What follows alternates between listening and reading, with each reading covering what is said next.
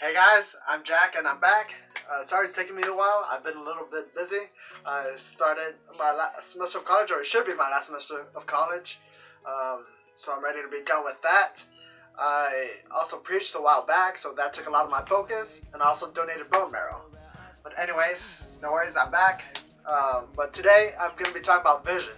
What I mean when I say vision is what your eyes are set on. What's driving you? A couple of questions you can ask yourself is, what is your focus in life? What is your drive? What's driving you? What are you going towards? Are you actually going towards anything? Or are you just standing in place, lost and confused, making no progress? If you are going towards something, if something is driving you, is that the right thing for you? Or is it a bad thing for you? In reality, not just how you feel, but what it actually is. So I've got 3 points for you today. First one, don't look back, look forward. Second, don't just look to anything, look to the things of Christ, look to Jesus. And third, if you get lost, look to Christ. So let's get right into it.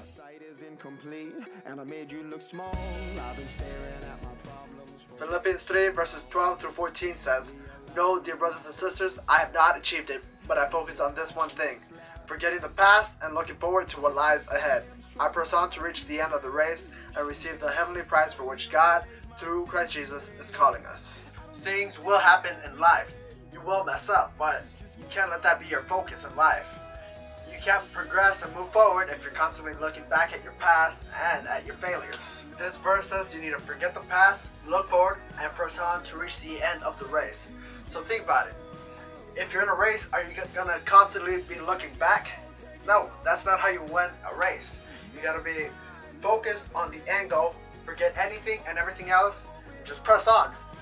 Because if you're distracted, looking around, looking to see who's gonna catch up to you, you're gonna lose. It's the same thing in life. You gotta look forward,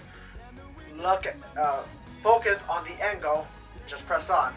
Things are gonna happen in life that are gonna throw you off, but you can't let it throw you off. You just gotta focus and press on. So whatever's in your past, forget it, leave it behind. You're not defined by it.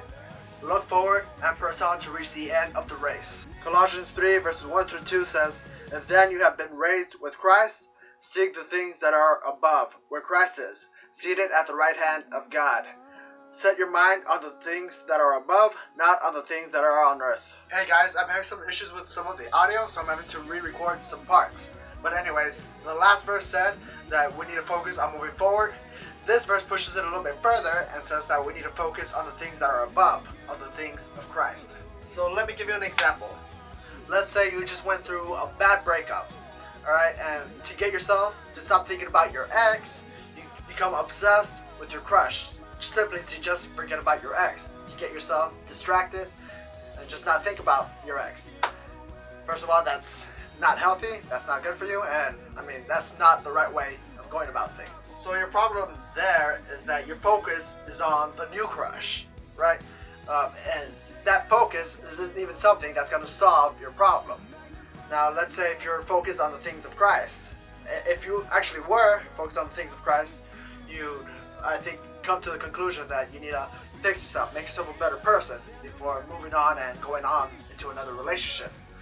The best way of doing that would be by going to God, reading His Word, and trying to live it out. That would be the best way to improve yourself. If you do that, that'd be focusing on the things of Christ, and that would actually be a way that you can actually solve your problem. If you don't know what you can look to that is something of Christ, the key is to look at Christ Himself.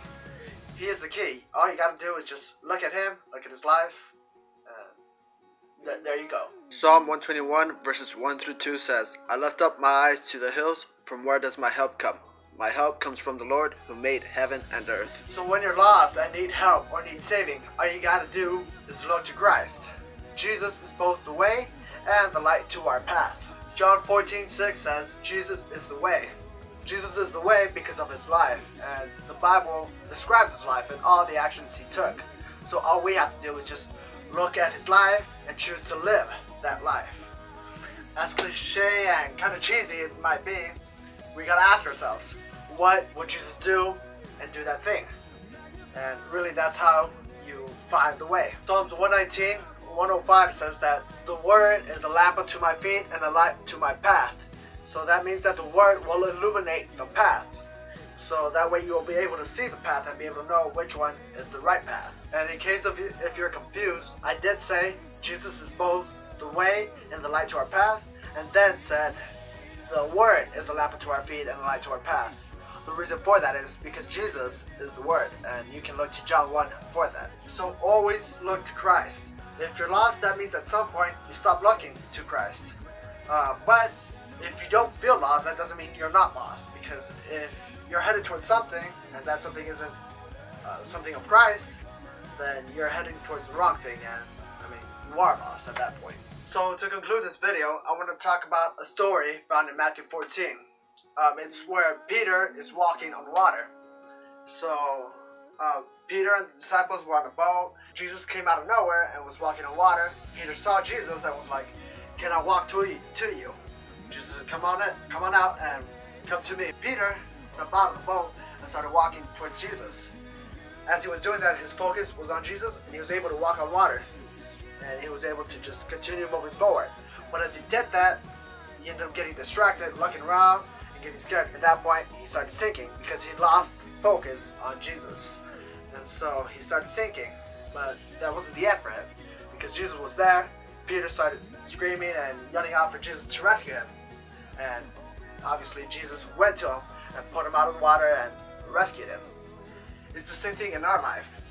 If we're focused on Jesus, we're going to be able to move forward and proceed on and succeed in anything that we're doing. If we get distracted and scared by the things around us, we might be able to start sinking.